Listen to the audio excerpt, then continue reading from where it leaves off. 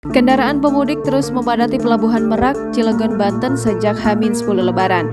Pantauan Kompas.com, kantong-kantong parkir di Dermaga 2, 3, 4, 5, 7, dan 6 atau eksekutif masih dipenuhi kendaraan pemudik yang akan menyeberang ke Pelabuhan Bakauheni, Lampung.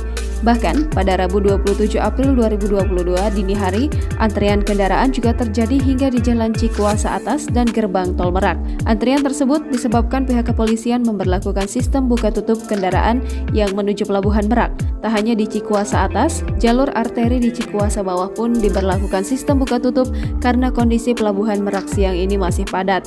Akibatnya, kemacetan panjang terjadi di Jalan Cikuasa Atas setelah keluar Gerbang Tol Merak dan Cikuasa Bawah. Nurkolis, salah satu sopir bus, hanya bisa bertahan di depan kemudinya. Walaupun sudah menunggu selama 10 jam di dermaga eksekutif Pelabuhan Merak untuk masuk ke dalam kapal, mesin kendaraannya terus menyala agar penumpang tidak kepanasan di dalam bus jurusan Jakarta-Palembang itu.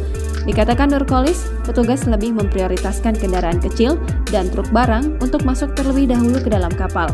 Bahkan hasil pengawatannya ada pembatasan kendaraan di atas kapal, sebab pintu masuk kapal sudah ditutup meski kondisinya belum penuh. Kepala Balai Pengelola Transportasi Darat Wilayah 8 Banten, Hanjar Dwi Antoro membantah bahwa pihaknya membatasi kuota penumpang untuk naik kapal.